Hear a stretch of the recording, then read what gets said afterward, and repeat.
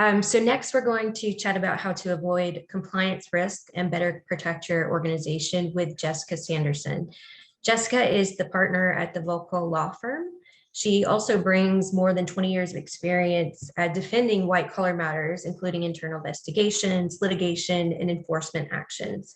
In her current role, she is responsible for design and strengthening corporate compliance programs, conducting risk assessments and compliance audits, and developing and implementing compliance training programs and providing in-person training. So Jessica, welcome, and we are happy to chat with you. Thanks for having me, Lindsay. It's great to be a part of this group of phenomenal compliance professionals and all women. So I'm really happy to be here today. Yeah, thank you so much. So from a compliance perspective, what steps should organizations take when they discover a company policy violation or perhaps an internal control failure?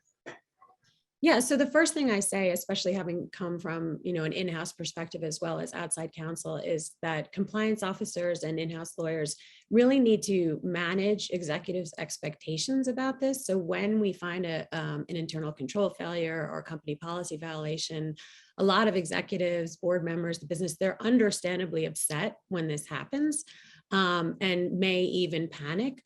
But good compliance programs they're designed to detect internal control failures. They're designed to detect compliance policy failures. And that's so they can address the gaps. They can detect the weaknesses and address the gaps, hopefully before any type of legal violation occurs.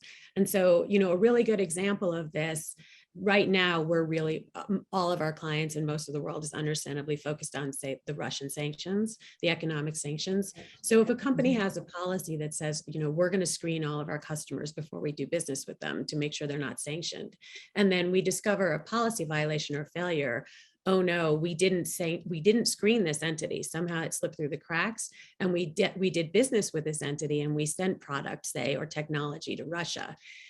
That's definitely an internal control violation, but it doesn't mean that it's a sanctions violation, because we don't have a complete embargo against Russia, and there's still certain activity that we can engage in under all of the, whether we're talking about a US or a UK or EU focus. Mm-hmm. So again, there's clearly a policy violation, but there wasn't a legal violation. So the reaction needs to be that we have to do a root cause analysis. We have to figure out, how did this happen?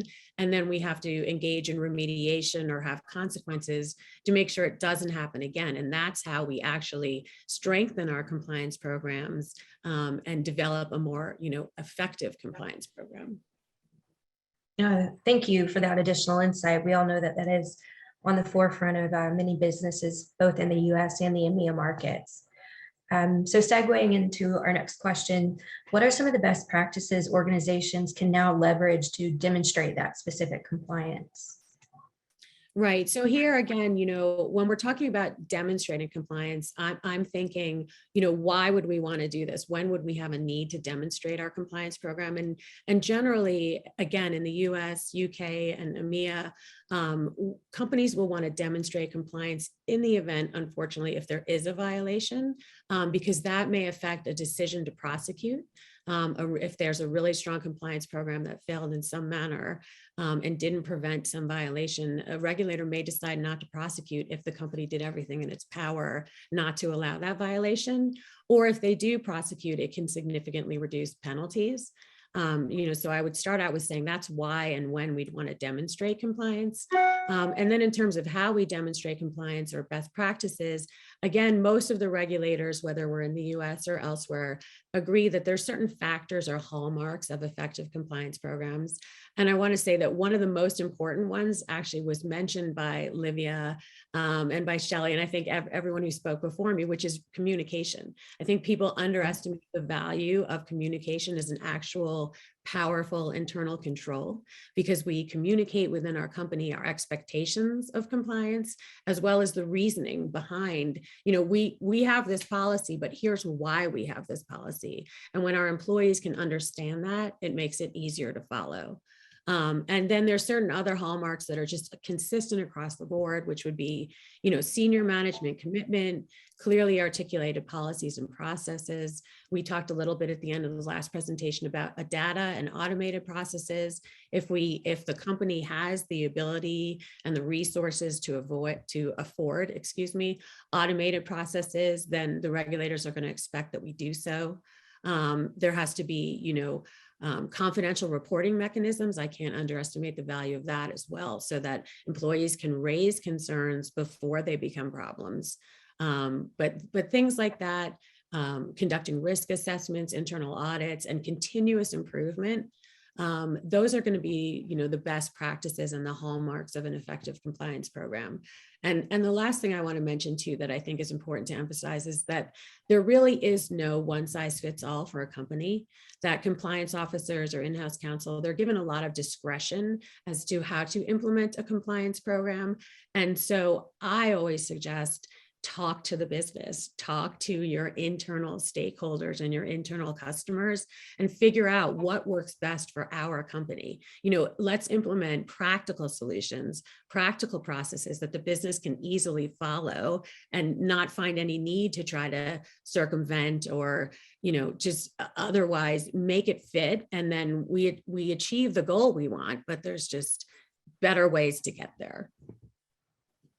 Right. Absolutely. You made a great point. I think that's becoming a common theme throughout this chat today, would be communication amongst the organization. So thank you so much for that. Do you have any other insights you'd like to provide? Yeah, I mean, I don't know. I don't want to take time from others, but if we wanted to get to just sort of the third point, which really, it brings in the earlier points that I made, is, how do you identify the risk in your organization? Again, you have to involve the business. You've got to really understand your operations, both your sales channel as well as your supply channel, and figure out where the risks are. Use risk assessments or internal compliance audits. You can't just have policies on paper. You've got to actually, go in and check and talk to the employees on the ground and find out if the policies are actually working, if they're actually being followed. Again, reporting channels are a great way to make sure, we encourage our employees to speak up, to question things. That's how we identify risks, and that's how we can address them before they become violations.